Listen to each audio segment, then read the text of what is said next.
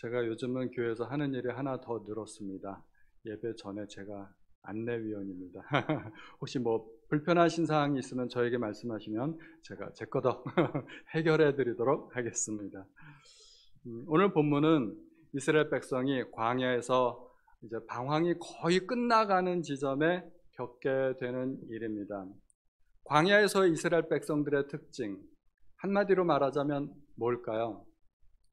원망, 불평입니다. 그들은 물이 없어서 하나님을 원망했고 먹을 것이 없다고 하나님께 불평했습니다. 심지어는 가나안 입성을 코앞에 두고 이제 들어가기만 하면 되는데 그 땅을 보고 우리는 못 들어간다, 어찌하여 우리를 이 광야에서 죽게 하는고 하고서 하나님을 원망했다가 정말 못 들어가게 되었습니다. 원래는 들어갈 예정이었는데 원망하다가 못 들어가게 된 것이죠. 오늘 본문의 말씀에 보니까 이번에는 길로 인하여 그들의 마음이 상했다고 합니다. 에돔을 삥 돌아서 가야 됐기 때문에 아마 그 길이 매우 험한 길이었던 것 같습니다. 그렇게 그들은 오늘도 끊임없이 하나님과 모세를 향하여 원망합니다. 그들이 그렇게 광야에서 원망했다는 사실은 그 원망이 그들의 몸에 밴 습관이기도 하지만 사실은 광야길이 그렇게 쉬운 것만은 아니기 때문입니다.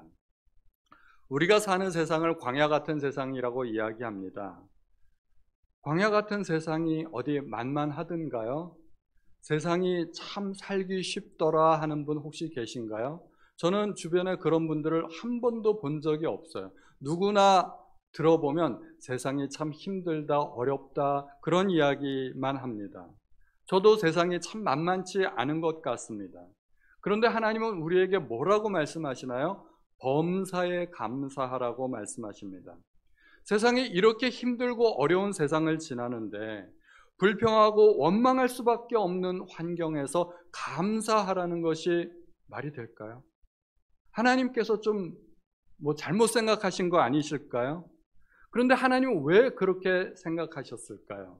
하나님은 사람을 창조하신 창조주이십니다. 그러므로 사람이 어떤 때 행복하고 어떤 때 불행한지 하나님은 너무나 잘 알고 계십니다.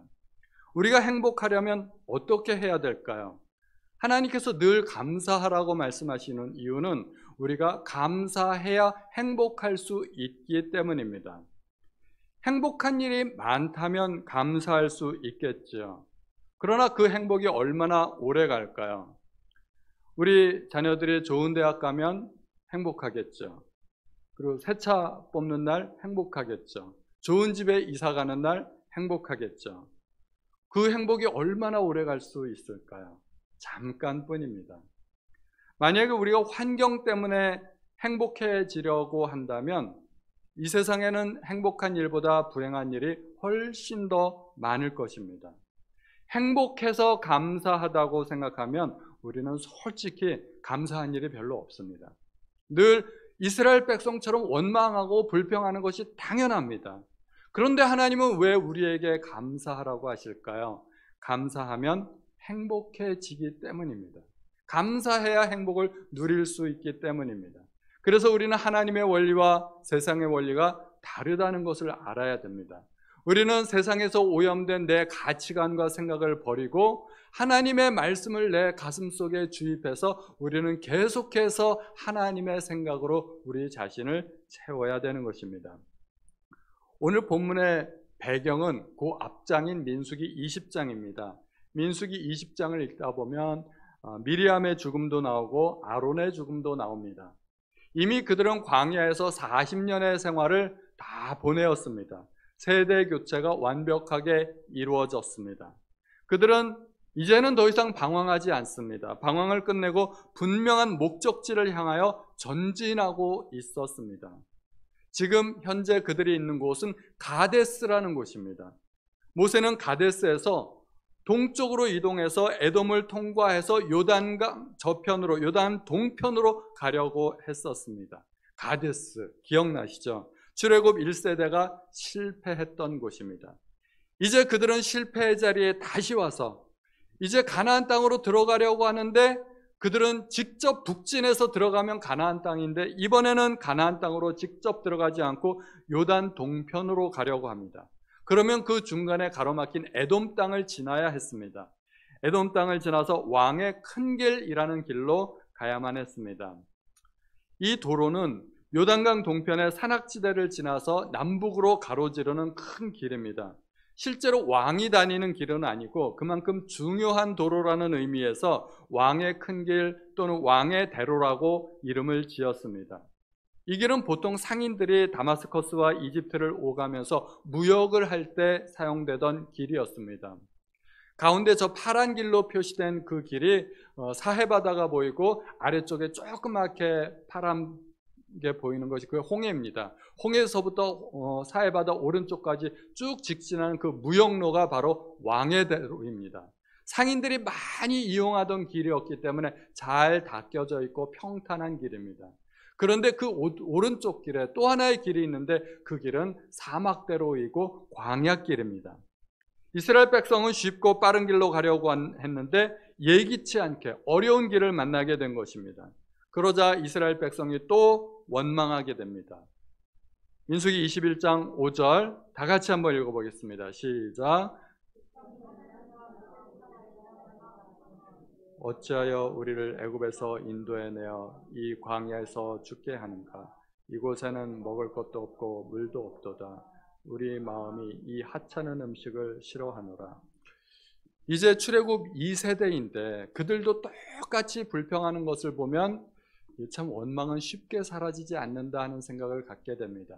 부모를 보고서 배운 그것이 그대로 자녀들에게서 나타나는 거죠. 그래서 우리 부모들이 얼마나 잘해야 되는가를 새삼 생각하게 되는 내용입니다. 그들의 불평을 들어보면 끊임없이 먹을 것에 관련된 내용입니다. 바로 어제까지 그들은 뭘 먹었겠어요? 만나를 먹었고 하나님이 주신 그 물을 마셨을 것입니다.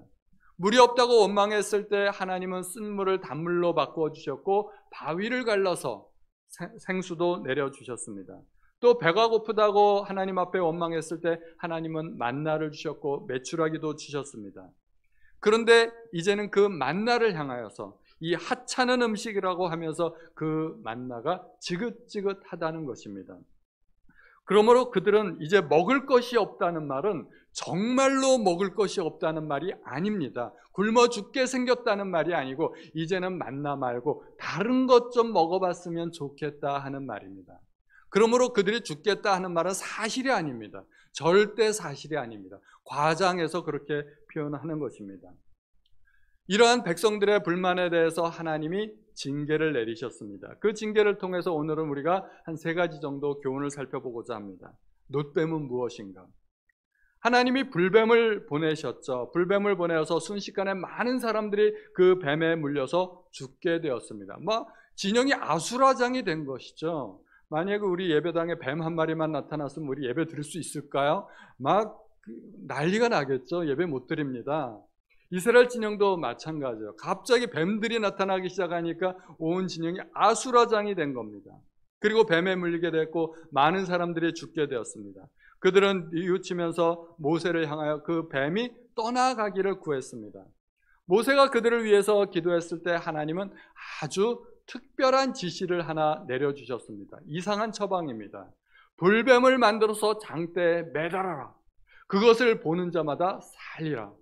그래서 모세는 놋뱀을 만들었습니다. 불뱀 형상으로 놋뱀을 만들어서 길다란 장대에 매달아서 높이 세웠습니다. 하나님의 처방이 참으로 희한합니다. 왜 하필이면 뱀을 매달아라 하셨을까요? 제가 얼핏 든 생각이 하나님은 눈에는 눈, 이에는 이, 뱀에는 뱀인가 보다. 이런 생각도 들었었습니다. 그런데 나중에 예수님께서 이 비밀을 밝혀주십니다. 예수님께서 이 사건을 언급하십니다. 그러면서 뱀이 들린 것 같이, 뱀이 장대에 매달린 것 같이 인자도 들려야 하리라고 말씀하십니다.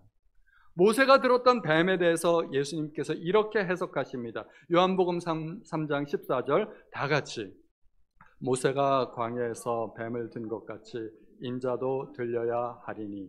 아멘. 니고데모가 예수님께 상담받으러 왔을 때 그는 사람이 어떻게 거듭나는지를 이해할 수가 없었습니다. 2번 태어나는 것 어떻게? 사람이 다 성인이 되어서 다시 엄마 뱃속에 들어갔다가 나올 수가 있을까?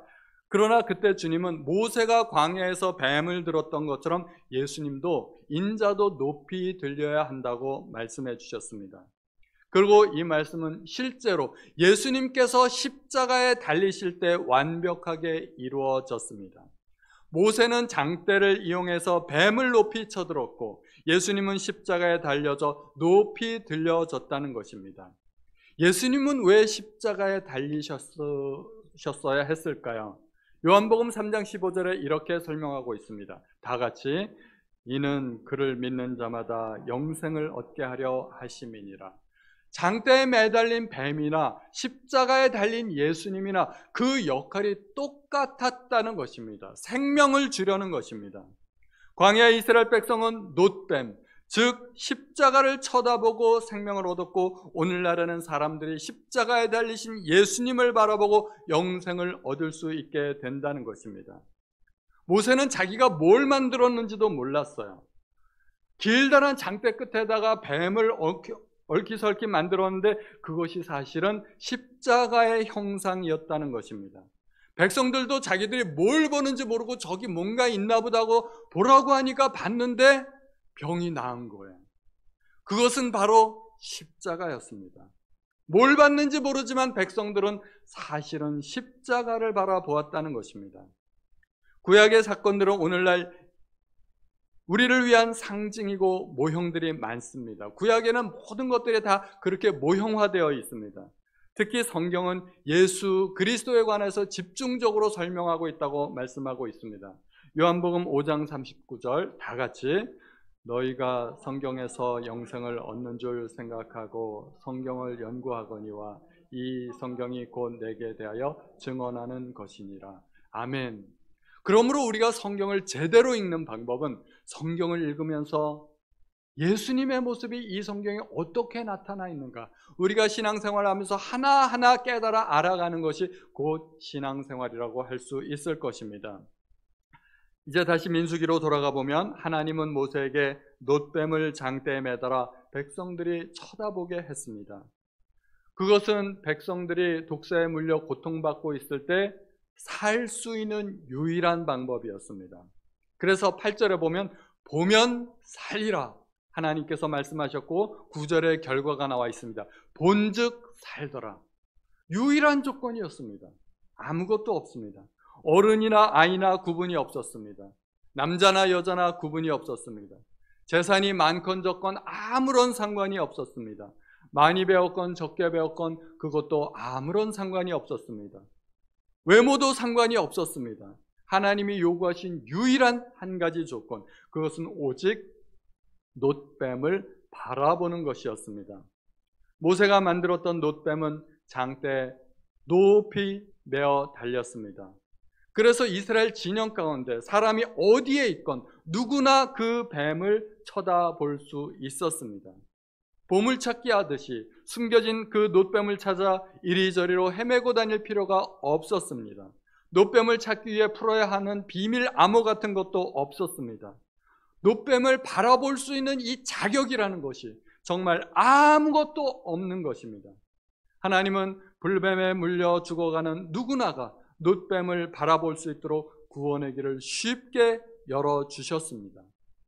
그런데 만약 이스라엘 백성 중에 불뱀에 물려 열이 오르고 몸이 아프고 끙끙 앓고 있는데 놋뱀을 바라보기만 하면 사는데, 그런데도 놋뱀을 바라보지 않고 죽어가는 사람이 있다면 왜 그랬을까요?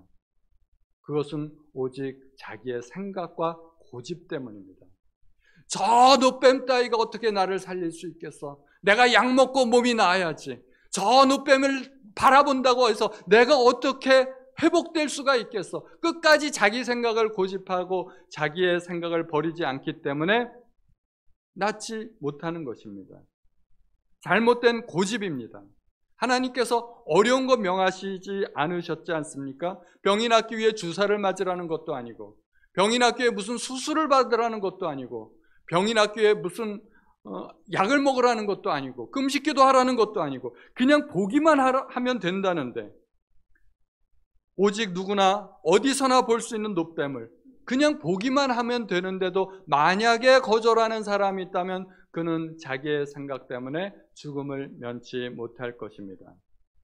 하나님께서 예수를 십자가에 매어단 이유도 똑같습니다. 예수 믿는 누구나 영생을 얻도록 하신 것입니다. 예수 믿는데 자격이 필요할까요? 예수 믿는데 어떤 조건이 필요할까요? 오직 믿기만 하면 됩니다. 학식과 상관이 없고, 그리고 재산과 상관이 없고, 출신과 상관이 없고, 피부색과 상관이 없고, 오직 믿기만 하면 됩니다. 그래서 하나님께서 우리에게 주신 유명한 말씀, 요한복음 3장 16절 잘 암송하시는 말씀 아닙니까? 다 같이 한번 읽어보겠습니다. 하나님이 세상을 이처럼 사랑하사 독생자를 주셨으니 이는 그를 믿는 자마다 멸망하지 않고 영생을 얻게 하려 하심이라. 영생을 얻는 유일한 조건 한 가지가 있다면 오직 믿음입니다. 그를 믿는 것, 그를 믿는 자마다. 그 외에 다른 조건이 아무것도 없습니다. 우리는 광야 같은 세상을 살아가면서 고통받고 죽어가면서도 십자가를 바라보지 않는다면 그것은 광야에서 이스라엘 백성이 놋뱀을 쳐다보지 않고 죽는 것과 마찬가지입니다. 그냥 보기만 하면 살 수 있는데 자기 고집 때문에 놋뱀을 바라보지 않고 죽은 사람이 있다면 우리는 어떻게 생각해야 될까요? 그는 정말 완고한 사람이고 고집센 사람이고 자기 생각을 버리지 않는 사람이라고 말할 수 있을 것입니다. 우리는 십자가를 정말 바라보고 있을까요? 우리는 왜 십자가를 의지하지 않을까요? 세상에서 내 방식대로 살던 습관 때문입니다. 우리는 왜 예수를 믿을까요? 솔직하게 우리의 가슴에 손 얹고 나는 예수를 믿는 이유가 뭘까? 분명한 이유는 한 가지 있죠. 예수 믿고 죽은 다음에 천국 가기 위해서. 분명한 한 가지 이유는 있습니다. 그런데 그렇게 예수를 믿는다면 우리는 예수를 반만 믿는 겁니다. 하나님께서 예수를 이 땅에 보내신 이후에 반밖에 안 되는 것입니다. 예수는 우리가 죽은 다음에 필요한 것이 아니라 우리가 이 세상을 살아갈 때도 필요한 것이 바로 십자가이고 예수님이라는 것입니다. 우리가 세상을 살아가면서 고통이 있다면 십자가를 바라봐야 됩니다. 주님께서 십자가에 달리신 이유는 근본적으로 우리를 죄에서 구원하시고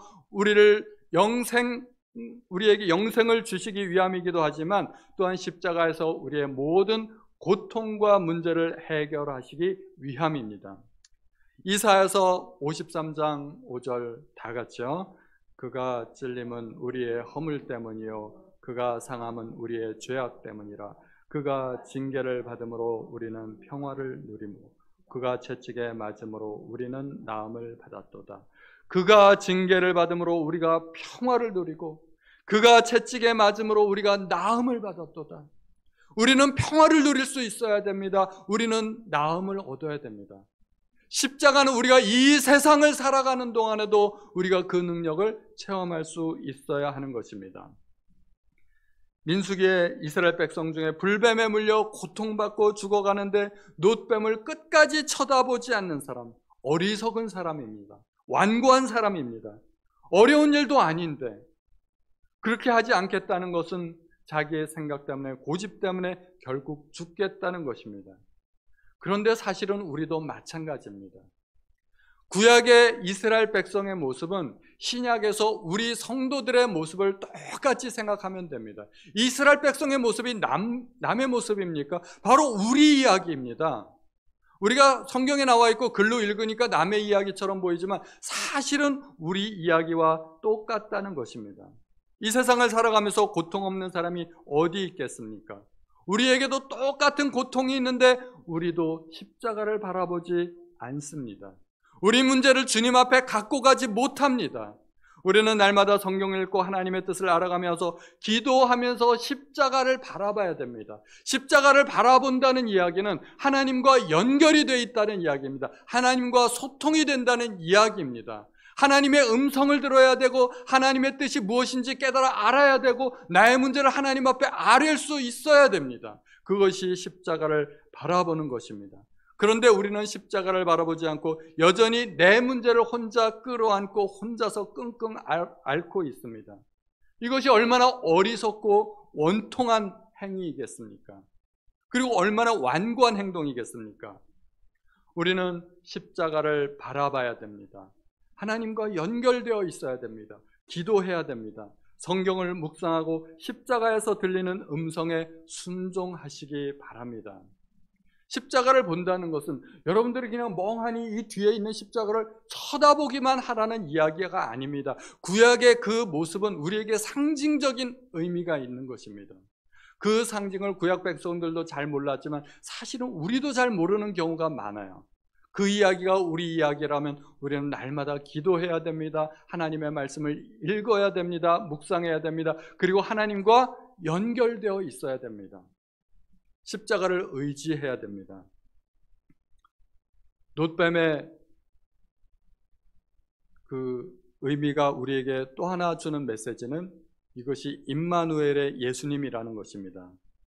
이스라엘 백성이 불뱀에 물려 고통받고 있을 때 하나님은 왜 놋뱀을 만들라고 하셨을까요? 당연히 놋뱀을 보고 구원받으라는 것입니다. 그런데 또 한 가지 의미가 있다면 그리스도께서 함께 하신다는 것입니다. 놋뱀이 바로 십자가 아니겠습니까? 그러나 이스라엘 백성은 당연히 예수도 모르고 십자가도 몰랐을 것입니다. 그들이 몰랐지만 주님께서 함께하지 않으신 것이 아닙니다. 하나님께서 함께 하셨습니다. 놋뱀 사건을 통하여 하나님이 너희와 함께 하신다는 것을 가르쳐 주신 것입니다. 구약의 모든 사건의 초점은 결국 예수님입니다. 그들이 시내산에서 이제 행군을 시작하기 전에 모여 있을 때 하나님은 모세에게 성막을 만들라고 명령하셨습니다. 그러나 그 성막이 무엇을 의미하는지 모세가 알았을까요? 모세도 몰랐을 것입니다. 우리는 다 알지 않습니까? 우리는 공부해서 알고 있습니다. 성막이 의미하는 것은 예수, 바로 예수입니다. 조금만 공부해보면 압니다. 성막에서 제물로 바쳐졌던 그 어린 양, 예수님을 상징합니다. 어린 양을 불태웠던 번제단, 이것이 십자가입니다. 성소 안에 등잔대는 빛으로 이 세상에 오신 예수님, 그리고 성막 안에 놓여있던 떡상에 있는 진설병, 생명의 떡이신 예수님을 보여줍니다. 성소의 휘장도 예수님입니다. 예수님께서 십자가에 못 박혀 돌아가실 때 휘장이 쫙 찢어지지 않았습니까? 예수님의 몸이 찢겨진 것을 의미합니다. 성막 자체가 처음부터 끝까지 예수님입니다. 성막이 완성되었을 때 임마누엘의 하나님, 그들과 함께 하시는 예수님을 하나님께서 보여주셨던 것입니다. 백성들이 목말라 할 때 모세는 바위를 명하여 물을 내었습니다. 그런데 그 바위조차도 사실은 예수님이었습니다. 고린도전서 10장 4절 다 같은 신령한 음료를 마셨으니 이는 그들을 따르는 신령한 반석으로부터 마셨으며 그 반석은 곧 그리스도시라. 그 반석은 곧 그리스도시라. 모세가 그 사실을 알았을까요? 그러니까 구약시대 때는 많은 것들이 신비의 베일에 가려져 있는 거예요. 잘 몰라요. 그런데 우리는 다 알고 있습니다. 만약에 반석이 그리스도를 의미하는 것을 모세가 알았다면 모세가 반석을 2번이나 가르지는 않았겠죠. 반석이 쪼개지는 사건은 그리스도가 십자가에서 돌아가신 대속 사건인데 이것은 2번 일어나는 사건이어서는 안 되는 것입니다. 그래서 2번째는 모세가 반석을 치지 말고 단순히 말로만, 명령으로만 반석에서 물을 내어야만 했었는데 모세가 모르니까 반석을 지팡이로 쳤던 것입니다. 오늘 우리가 읽은 대로 모세가 만든 놋뱀도 예수님이 달리셨던 십자가를 의미하는 것입니다. 이스라엘 백성이 광야에서 40년 동안 방황할 때도 성막으로 예수님은 동행하셨습니다. 그들은 반석으로 나타난 예수님으로부터 물을 마셨고 하늘에서 내린 만나, 즉 생명의 떡이신 예수님을 먹었습니다. 그들이 죄를 지었을 때는 예수님을 상징하는 희생양을 잡아서 속죄제의 제사를 드렸습니다. 오늘 놋뱀으로 상징된 십자가는 그들을 죽음으로부터 구원하였습니다. 이렇게 예수님은 40년 동안 이스라엘 백성들과 동행하였습니다. 그러나 그들은 꿈에도 몰랐을 것입니다. 우리는 잘 알까요? 우리는 좋은 일이 있을 때는 좀 하나님이 나와 함께 하시는 것 같다가 갑자기 환경이 사망의 음침한 고물짜기로 막 변하고 그러면 하나님께서 나를 잊으셨나? 하나님께서 나를 버리셨나? 그런 생각들이 들지 않습니까? 유튜브에 나오는 많은 간증들을 들어보면 그런 이야기들을 합니다. 하나님이 왜 나를 버리셨는가? 메리 스티븐슨이라는 분이 모래 위의 발자국이라는 아주 유명한 시를 썼습니다. 다들 기억하시리라 믿습니다. 어느 날 꿈을 꾸었습니다. 예수님과 함께 바닷가를 거니는 꿈이었는데 바닷가의 모래 위에는 두 사람의 발자국이 찍혀 있었습니다. 하나는 나의 것이었고 다른 하나는 예수님의 것이었습니다. 그 발자국은 내가 지금까지 살아온 인생의 발자국이었는데 나란히 찍혀있던 두 사람의 발자국이 어느 때는 한 사람의 발자국만 찍혀 있기도 했습니다. 그때는 내가 가장 힘들고 슬플 때였습니다. 나는 예수님께 물었습니다. 예수님, 제가 예수님을 따르기로 했을 때 예수님은 저와 항상 같이 계시겠다고 약속하셨지요.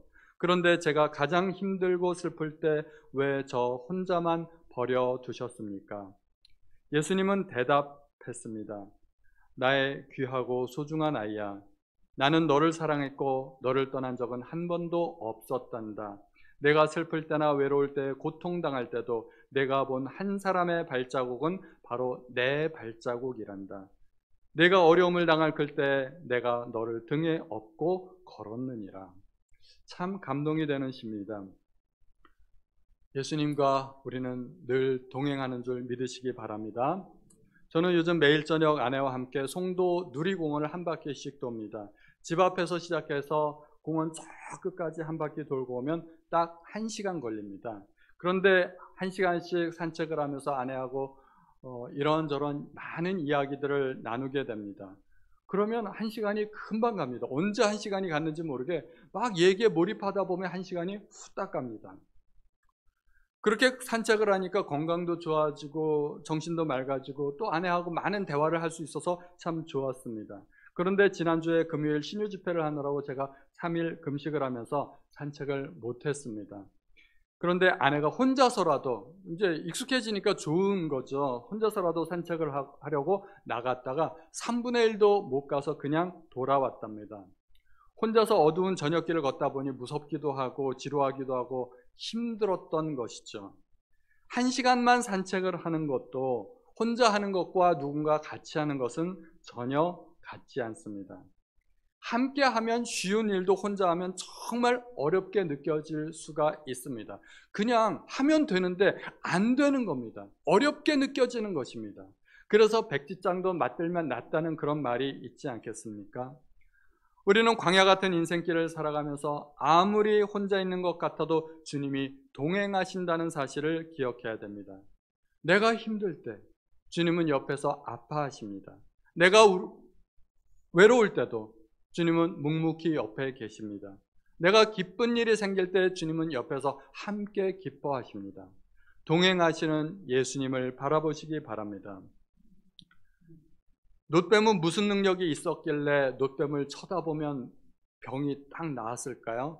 놋뱀에서 무슨 레이저 빔 같은 것이 쫙 나와서 그것을 쳐다보는 순간 우리의 눈 속에 들어가서 우리의 몸 속에서 무슨 작용을 일으켰을까요? 하나님께서 백성에게 요구하신 것은 쳐다보라는 것입니다. 그 말을 바꿔 이야기하면 순종을 요구하신 것입니다. 아주 작은 일을 요구하셨고 백성은 그 요구에 순종만 하면 되었습니다. 백성들이 어떻게 여리고성을 무너뜨렸나요? 7일 동안 돌아서? 그것도 맞지만 사실은 하나님의 말씀에 순종했기 때문에 여리고성이 무너진 것입니다. 놋뱀이 능력이 아니라 순종의 능력입니다. 나만 장군이 문둥병이 나은 것은 요단강물이 특별한 약효가 있어서가 아니라 엘리사 선지자의 말에 순종했기 때문입니다. 베드로는 밤새도록 허탕쳤지만 주님의 말씀에 순종했을 때 만선의 기쁨을 누릴 수 있었습니다. 누구나 믿고 순종하는 자가 구원받고 능력을 경험하게 됩니다. 훗날 백성들은 이 놋뱀에 무슨 능력이 있는 줄 알고 놋뱀을 우상으로 만들어서 섬기기도 하고 절도 하고 그랬습니다. 그래서 히스기야 왕이 이 놋뱀을 부숴버리죠. 그리고서 느후수단, 구릿조각이라는 그런 이름으로 부르게 됩니다. 놋뱀은 아무런 능력이 없다는 것입니다. 하나님께서 놋뱀을 내어달게 하시고 누구든지 보는 자는 살리라 했을 때 그것이 백성들에게 얼마나 희소식이 되었을까요? 오 주님 감사합니다. 놋뱀이 나를 살릴 줄 믿습니다. 그러면서 장막 안에서 처박혀가지고 나오지도 않고 그 놋뱀을 쳐다보지 않은 사람이 있다면 어떻게 됐을까요? 분명히 믿긴 믿는데 그 노뱀을 쳐다보지 않은 사람 어떻게 됐을까요? 살았을까요? 죽었을까요? 죽었을 겁니다. 왜냐하면 하나님이 요구하신 것은 보라는 건데 믿습니다 해놓고 안 보면은 그거는 하나님 말씀에 순종하는 것이 아니기 때문입니다. 그것이 조건이기 때문에, 보는 것이 조건이기 때문에 봐야만 됩니다. 그리고 정말 믿는다면 안 볼 수가 없는 것이죠. 믿음과 행위는 일치해야 됩니다. 믿음은 눈에 보이지 않기 때문에 알 수가 없습니다. 그러나 우리의 삶은 드러나게 되어 있습니다. 우리가 말하고 행동하는 것은 다 드러납니다. 우리의 믿음은 삶으로 입증되어야 됩니다. 그래서 세상 사람들에게 없는 믿음을 우리가 갖고 있지 않습니까? 그러면 세상 사람들과 삶이 같아야 될까요? 틀려야 될까요? 달라야 됩니다. 마땅히 달라야 됩니다. 우리들은 그들에게 없는 믿음이 있습니다. 믿음이 있다면 당연히 달라야 됩니다. 그런데 우리는 세상 사람들과 얼마나 다른가요? 믿음 때문에 혹시 양보해 보신 적이 있으신가요? 믿음 때문에 혹시 손해 보신 적이 있으신가요? 정말 믿는다면 그렇게 할 수 있어야 됩니다. 주님은 주는 것이 받는 것보다 더 복이 있다고 하셨는데 우리는 받는 것을 더 좋아합니다. 주님은 가난한 자가 복이 있다고 했는데 우리는 부자 되려고 애쓰고 살아갑니다.